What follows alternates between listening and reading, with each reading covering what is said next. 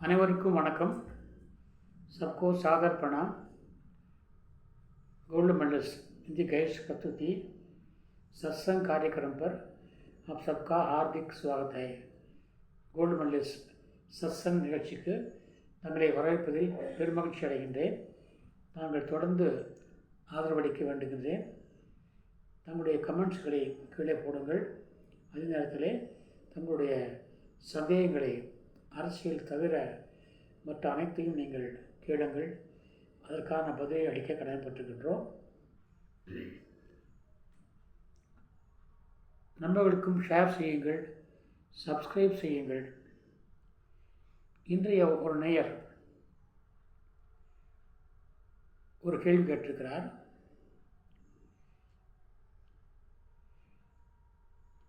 ஹிந்தி கவிஞர்கள் இந்து முஸ்லிம் ஒருமைப்பாட்டுக்காக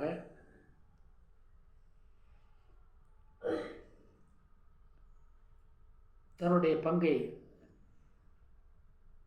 ஆற்றிருக்கிறார்களா? நமது தமிழ் கவிஞர்களுக்கும் ஹிந்தி கவிஞர்களுக்கும் இந்த துறையிலே, அதாவது மத ஒற்றுமை துறையிலே, சமுதாய ஒற்றுமை துறையிலே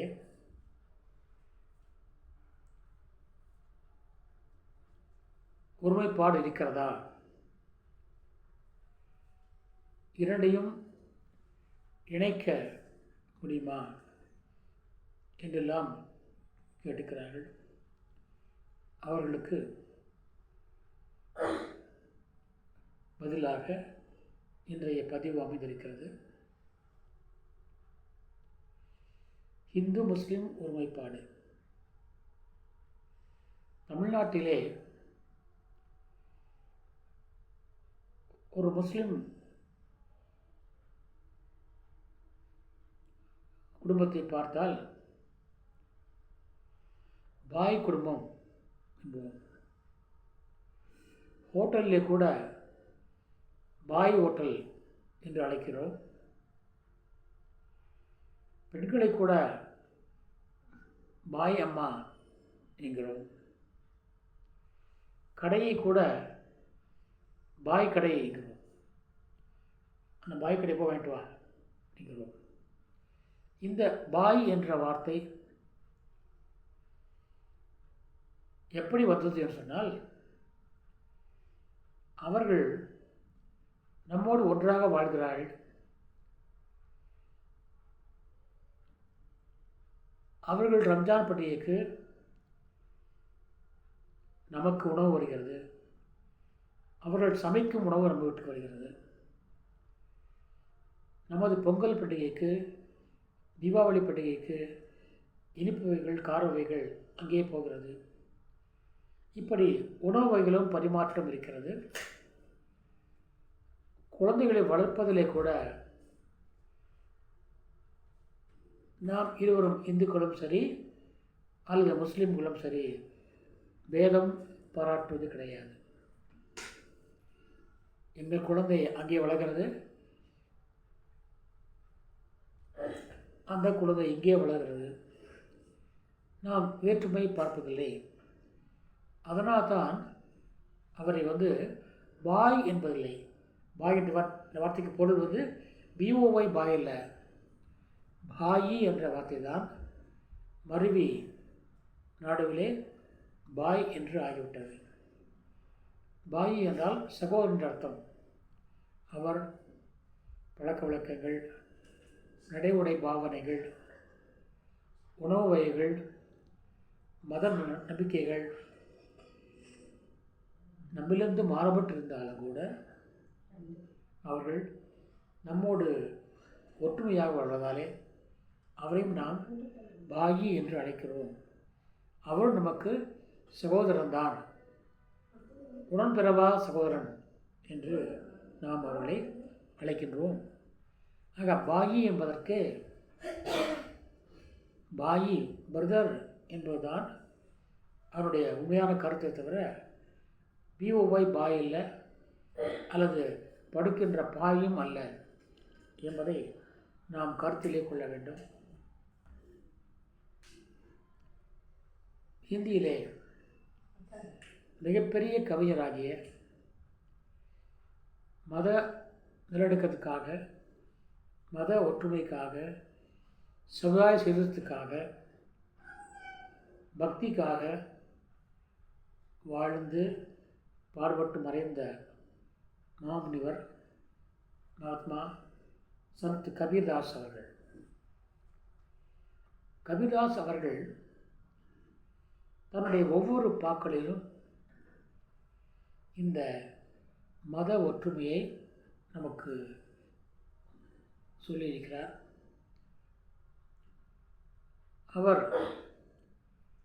அவரை பற்றி சொல்கின்ற பொழுது கபீர்தாஸ் அவர்கள் பிறப்பால் இந்து, வளர்ப்பால் முஸ்லீம் ஆவார். நீரோ நீவா என்ற 2 மகான் ஆத்மாக்கள். அவர்கள் முஸ்லீம் கணவன் மனைவி.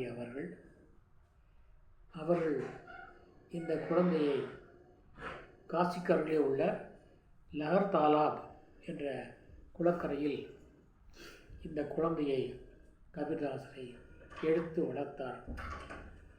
ஆக வளர்ப்புக்கு ஒருவர், பிறப்புக்கு ஒருவர்.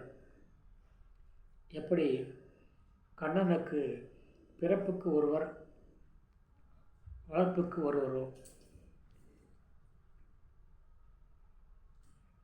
ஒரு பாடல் வரும், என்னத்தவும் செய்தனே யசோதா,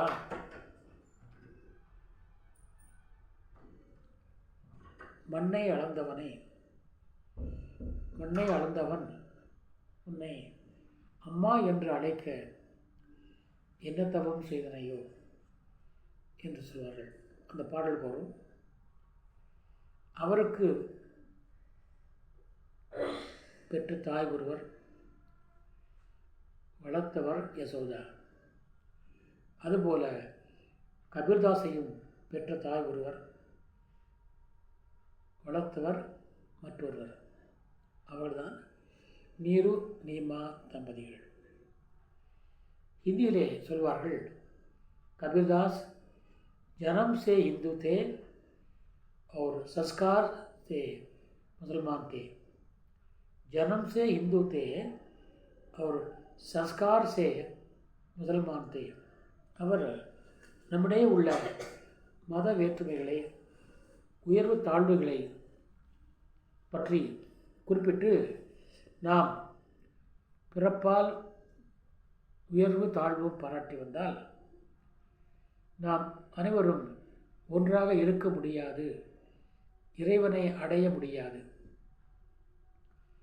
முஸ்லிம்கள் அல்லாஹ் என்கிறார்கள். நாம் நம் விருப்பத்துக்கு ஏற்ப ராம் என்கிறோம்,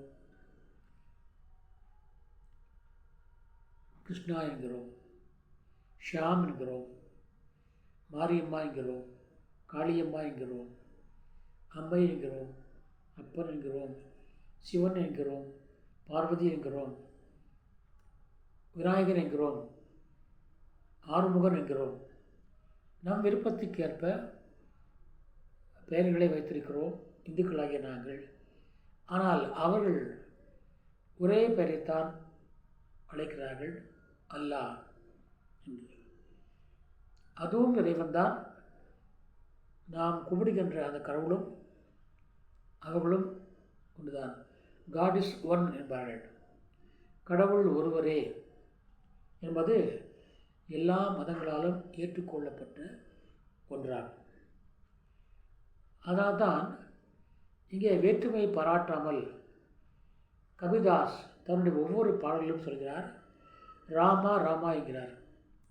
எப்படி துளசிதாசர் ராமன் என்று சொன்னால் நம்முடைய எல்லா பாவங்களும் அகலும் என்று சொன்னாரோ, அதுபோலவே இவரும் கபீர்தாசரும் ராம் என்கிறார் சொல்கிறார். दुई जगदीश कहाँ ते आए, दुई जगदीश कहाँ ते आए, एक ही अल्लाह राम ரஹீம் கேஷோ ககலாயா. ஒரே கடவுள்தான் ராம் என்றும் ரஹீம் என்றும் அல்லாஹ் என்றும் கேசவா என்றும் அழைக்கப்படுகிறார்கள் என்று அங்கே மத நல்லிணக்கத்தை போதிக்கிறார். அவர் சொல்கிறார், நம்மிடம்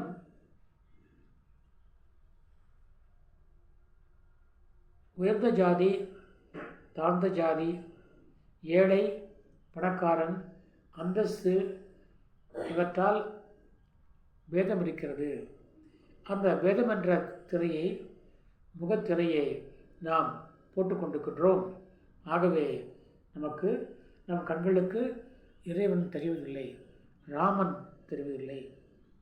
ஆக வேற்றுமை என்ற அந்த முகத்திரையை கிளியுங்கள், அப்படி பாருங்கள், உங்களுக்கு ராமன் தெரிவார். அவர் சொல்கிறார், घूंघट का पट्ट खोल रे, घूंघट का पट्ट खोल रे तो को राम मिलेंगे. घूंघट का पट्ट खोल रे तो को राम मिलेंगे. வேற்றுமை என்ற அந்த திரையை விலக்கிவிடுங்கள், தங்களுக்கு ராமன் தெரிவார். घट घट में वो साई रमता, कटुक वचन मत बोल रे. घट घट में वो साई रमता, कटुक वचन मत बोल रे. ஒவ்வொரு உடம்பிலும் கடவுள் ஒட்டி கொண்டிருக்கிறார். ஒவ்வொரு உடம்பிலும் கடவுள் ஒட்டி கொண்டிருக்கிறார். ஆகவே யார் மீதும் கசப்பான வார்த்தைகளை யார் மீதும் கொட்டாதீர்கள், யாரையும் கெட்ட வார்த்தைகளால் திட்டாதீர்கள். அப்படி திட்டுவது இறைவனை திட்டுவதை போல என்கிறார். घूंघट का पट्ट खोल रे तो को राम मिलेंगे. घट घट में वो साई रमता, कटुक वचन मत बोल रे. இந்த ஒற்றுமையைத்தான் துளசிதாசனும் சொல்கிறார். ஆக கவிதைகளிலே அந்த வேற்றுமை இல்லை. அதே போல ரஹீம் என்ற ஒரு கவிஞர், அவர் கவிதை மட்டுமல்ல, முதலமைச்சரும் ஆவார், அக்பர் தர்பாரிலே ஞானியும் ஆவார், வள்ளலும் ஆவார். அந்த காலத்திலே தற்கால கண்ணன் என்று அழைக்கப்பட்டவர், மாடர்ன் கர்ணா என்று அழைக்கப்பட்டவர் ரஹீம் அவர்கள். அவர்களும் கூட தன்னுடைய படைப்புகளிலே, கவிஞரும் கூட தன்னுடைய படைப்புகளிலே இறைவனுக்கு ராமன் என்றுதான் இறைவனை அழைக்கிறார். நாம் சாதாரணமாக சொல்லிக்கொள்வோம், யானை தன் தலையில் தானே மண்ணை வாரி போட்டுக் கொண்டது என்கிறோம். இது அனைவரும் அறிந்த ஒன்று. யானை தன் தலையில் தானே மண்ணை வாரி போட்டுக் கொண்டது. சரி, இது இந்த செய்தியினுடைய கருத்து என்ன? இதுவரைக்கும் நமக்கு தெரியாது. நாம் என்ன நினைக்கிறோம்? நமக்கு நாமே தீமையை ஏற்படுத்திக் கொள்கிறோம், நம் கையே நம் கண்ணை குத்துகிறது இதுதான் நாம் கருதி கொண்டிருக்கிறோம். ஆனால் முஸ்லீமாக இருந்தாலும் அவர் இந்து மதத்தை, இந்துக்களை தன் சகோதரனாக, தன் மக்களாக கருதுபவர்.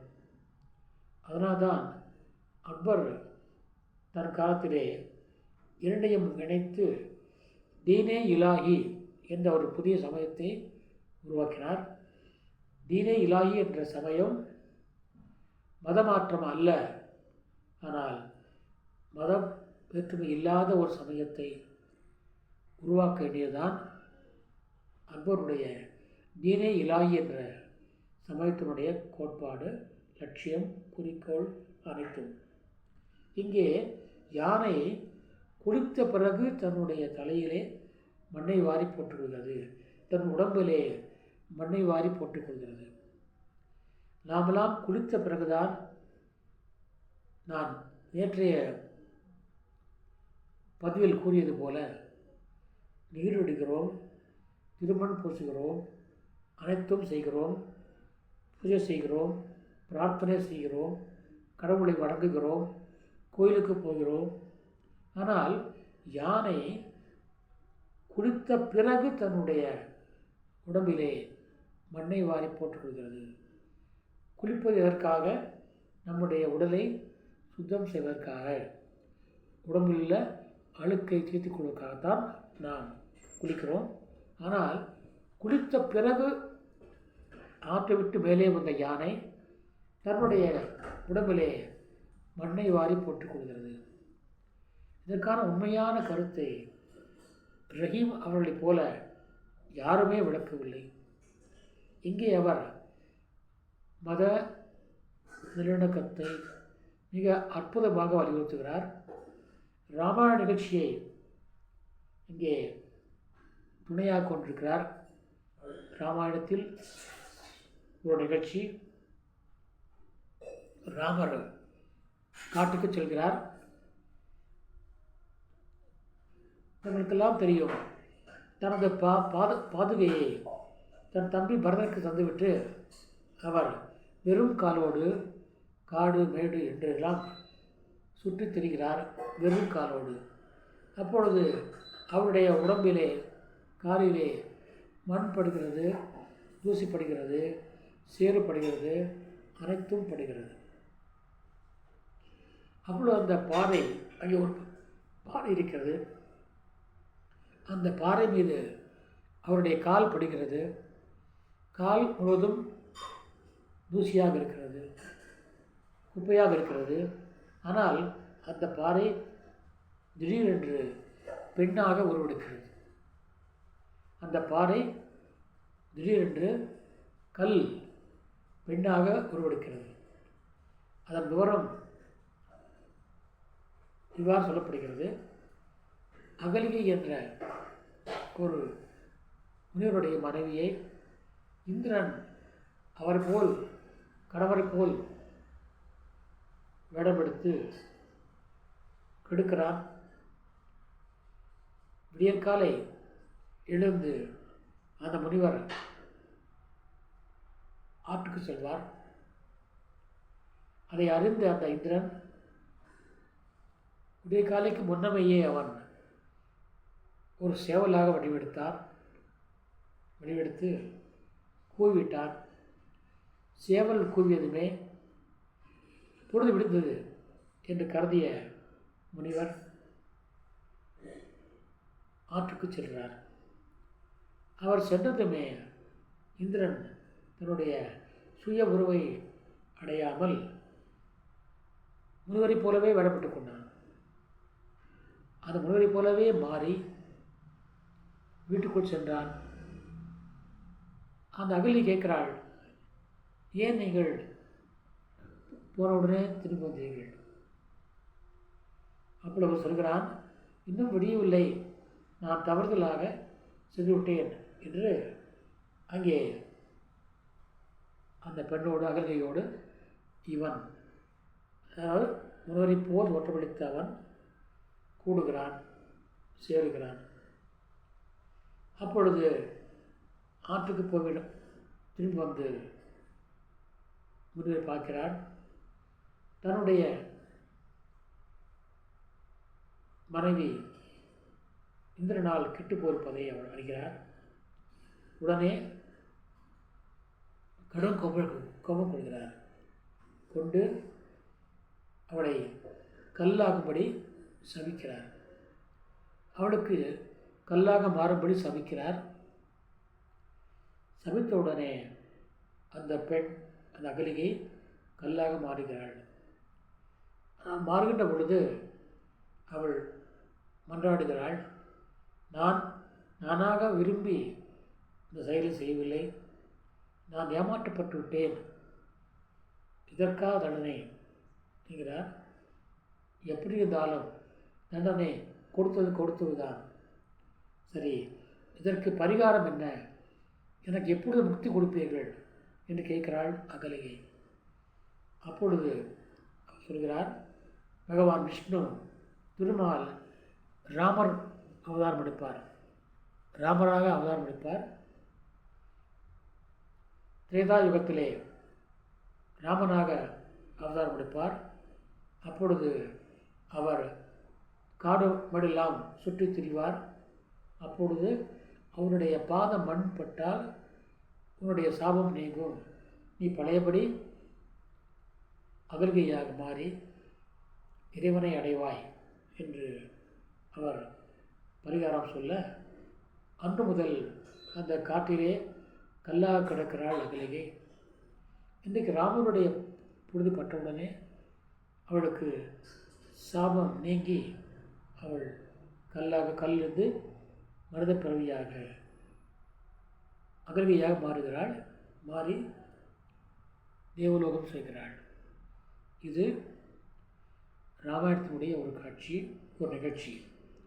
இந்த ராமாயண நிகழ்ச்சியை முஸ்லிமான ரஹீம் அவர்கள் யானை தன் தலையில் தானே மண்ணை வாரி போட்டுக்கொள்வதற்கு ஒப்பிடுகிறார். சரி, எப்படி சொன்னால், ராமனுடைய புழுதிப்பட்டு தூசிப்பட்டு மண்பட்டு அந்த கல் அகல்கையாக மாறியது. அந்த பிறவி இழிபிறவி அவளுக்கு நீங்கியது. யானை, நாம் யானையை போற்றுகிறோம். யானை இருந்தாலும் 1000 பொன், இறந்தாலும் 1000 பொன் என்று போற்றுகிறோம். ஆனால் யானை என்ன நினைக்கிறது அதை பற்றி? என்னுடைய பிறவி இழிபிறவி ஏனென்றால் எடையோ அதிகம், நான் எங்கும் வேகமாக ஓட முடியாது, பறவை போல் பறக்க முடியாது, சிட்டுக்குருவி போல குதிக்க முடியாது, காகத்தை போல நினைத்த வழியிலே எங்கேயும் செல்ல முடியாது, பறக்கவே முடியாது, வேகமாக நடக்கவும் முடியாது, எடை கூட. அதே நேரத்திலே எனக்கு எதிரிகள் அதிகம். அது மட்டுமன்றி எனக்கு அகோர பசி எடுக்கும். தமிழிலே பழமொழி உண்டு, யானை பசிக்கு சோளப்பொறி என்று. எனக்கு அகோர பசி எடுக்கும். அதற்கு நிறைய உணவு தேவைப்படுகிறது. எனக்கு உருண்டையாக கவலமாக உணவு சாப்பிட்டாதான் என் பசி அடங்கும். இந்த அகோர பசிக்கு நான் இரையாகிறேன். அதற்கு உரிய உணவு கிடைக்காமல் நான் அன்றாடுகிறேன், அல்லாடுகிறேன், கஷ்டப்படுகிறேன், வேகமாக நடக்க முடியவில்லை, விரும்பிய இடத்துக்கு போக முடியவில்லை, ஓட முடியவில்லை, பறக்க முடியவில்லை. இத்தனை நிகழும் தரும் இந்த பிறவி எனக்கு மாறி நினைத்துடனே பறக்கின்ற எனக்கு அந்த வடிவை தரக்கூடாதா? பாரதியார் பாடுகிறார், பிறந்துகிறார், கண்ணா எனக்கு சிட்டுக்குருவியை போல வடிவம் தரக்கூடாதா? நான் நினைத்தால் போவேன், நினைத்தால் பறப்பேன், நினைத்தால் அருந்துவேன். ஆக சிட்டுக்குருவி போல அந்த அவதாரத்தை தாம் வேண்டுமென்று கேட்கிறார் பாரதியவர்கள். அதுபோல் இந்த யானை எனக்கு எப்பொழுது இந்த சாபத்திலிருந்து விடுதலை? ராமனுடைய பாத புழுதிப்பட்டதால் அகலிகை சாப நிமித்தமடைந்தாள் அல்லவா? அந்த மண் இந்த காட்டில் இருக்கிறதா என்று தேடுகிறதா? அதை தன்னுடைய தலையிலே போட்டுக்கொண்டு அந்த மண் இருந்தால் எனக்கும் சாப விமோசனம் கிடைக்கும் என்று அது கருதுகிறதாம். அந்த கருத்திலே தான் யானை தன் தலையிலே மண்ணை வாரி போட்டுக்கொள்கிறது. ரஹீம் அழகா சொல்கிறார், தூர் உடாவத்து சீஷ் பர், தன் தலை மீது புழுதியை மண்ணை எடுத்து போட்டுக்கொள்கிறது. கஹு சிக்கே கூட்டி, அது எந்த காரணத்தாலே என்று சொல்ல முடியுமா என்றால் அர்க்கம் சொல்கிறார், ஜேயி ரஜ முனி பத்னி தரி. எந்த மண்ணினால் மனுடைய மனைவி சாப விமோச்சனம் அடைந்தாளோ. சேகி ரஜ முனி பத்னி தரி. தரி என்றால் சாப விமோச்சனம் அடைந்தாளோ, மோட்சம் போனாலோ, அதை அந்த புழுதியை, அந்த மண்ணை, அந்த சேற்றை டூண்டத்த கஜராஜ், யானை. கஜராஜ் என்றால் யானை. யானை டூண்டத்த, டூண்தாயை தேடுகிறது.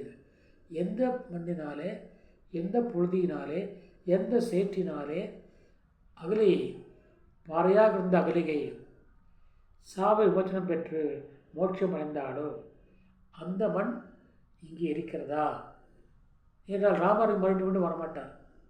ஆகவே நானே தெரிகிறேன் என்று அது குளித்த பிறகு, இது பாருங்கள், குளித்த பிறகு என்றால் ராமனுடைய பாதப்பட்ட மண்ணுக்கு அவ்வளோ புனிதம். ஆகவே புனிதமாகத்தான் அந்த மண்ணை கூட நாம் எடுக்க வேண்டும் என்று யானை கருதி குளித்த பிறகு அந்த மண்ணை எடுத்து தன்னுடைய தலை மீது போட்டுக்கொள்கிறது. இந்த கருத்தை ரஹீம் அவர்கள், முஸ்லிம் அவர்கள் ராமனுடைய வரலாற்றை, ராமனுடைய பெருமையை எவ்வளவு அழகாக சொல்லியிருக்கின்றார். இதிலிருந்து நம்முடைய மதத்தின் பெயராலோ இனத்தின் பெயராலோ வேற்றுமை கூடாது என்பதுதான். கவியரசர் பாடுவார், படைத்தவன் சேர்த்து வைத்தான், வளர்த்தவன் பிரித்து வைத்தான். படைத்தவன் சேர்த்து தந்தான், வளர்த்தவன் பிரித்து வைத்தான். படைத்தவன் சேர்த்து தந்தான், ஒன்றாகத்தான் படைக்கிறார். நீயும் 10 மாதம், நானும் 10 மாதம், அவரும் 10 மாதம்தான், நாங்களும் 10 மாதம்தான். படைத்தவன் சேர்த்து தந்தான், வளர்த்தவன் பிரித்து வைத்தான். நம்மை வளர்ப்பவன் தான். நீ இந்த மதம், இந்த மதம், நீ இந்த மதம் என்று நம்மளை பிரித்து வைக்கிறான். பிரித்தவன் சேர்க்க வைப்போம், வளர்த்தவன் இணைத்து வைப்போம் என்று கவியரசர் பாடுகிறார். அதே போல மேல்பார் பாடுகிறார், உலக மக்கள் யாவருக்கும் உரிமையானவர். உலக மக்கள் யாவருக்கும் உரிமையானவர், உருவமற்ற இறைவனுக்கு உண்மையானவர். உருவமற்ற இறைவனுக்கு உண்மையானவர். இந்துக்களே கூட உருவமற்ற இறைவனை கும்பிடுவோர் உண்டு. அவரை நிகுண பக்த என்பார்கள். உருவம் உள்ள இறைவனை கும்பிடுவோர் சகுண பக்து என்பார்கள். ஆக உருவமற்ற ஒரு இறைவனுக்கு உண்மையானவர் என்ற பாடல். இன்னொன்று, நாம் ஒவ்வொரு வருடமும்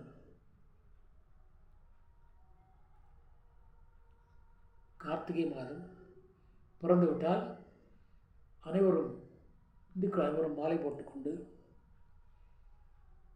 விரதம் இருக்கிறோம், நோன்பு இருக்கிறோம். கார்த்திகை, மார்கழி, கடும் குளிரிலே நாம் மிக கடுமையான நோன்பு இருந்து சபரிமலை சேர்க்கிறோம். சபரிமலை சேர்க்கிற பக்தர்கள் தான் போகின்ற பொழுது ஐயப்பனை கும்பிடுவதற்கு முன்னதாக வாபர் சுவாமிகளை கும்பிட்ட பிறகுதான் ஐயப்பனையே கும்பிடுகிறார்கள். நானே போயிருக்கிறேன். வாபர் சுவாமிகளை கும்பிட்ட பிறகுதான் ஐயப்பனை கும்பிடுவார்கள். வாபர் சுவாமி என்பவர் அவர் முஸ்லீம். ஏன் ஸ்ரீரங்கம் பெருமாள் கூட கோயிலே கூட துர்க்க நாச்சியார் மடம், மண்டபம் உள்ளது. அதை கும்பிட்ட பிறகுதான் உள்ளே போகிறாள். அந்த வாபர் அவர்கள் முஸ்லீம் ஆவார். ஆனால் நாங்கள் முதலிலே பக்தியோடு அங்கே கும்பிட்ட பிறகுதான் அதை தாண்டி பம்பை செய்கிறோம், நீராடுகிறோம். அதன் பின்னர் சபரிமலை சென்று ஐயப்பனை பூஜிக்கிறோம். இப்படி மத ஒற்றுமையை வளர்ப்பது நம்முடைய பக்தி. நம்முடைய பக்தி பழக்க வழக்கங்கள் என்பதை நாம் மறந்துவிடக்கூடாது. நாம் இறைவனை அடைய தடையாக இருப்பது நம்முடைய வேற்றுமைதான். ஆகவே கபிலர் சொல்கிறார், घूंघट का पट खोलवे तो को राम मिलेंगे, घट घट में वो साई रमता கட்டுக் வச்சன் வந்து போலுவே. ஆகவே நாம் அனைவரும்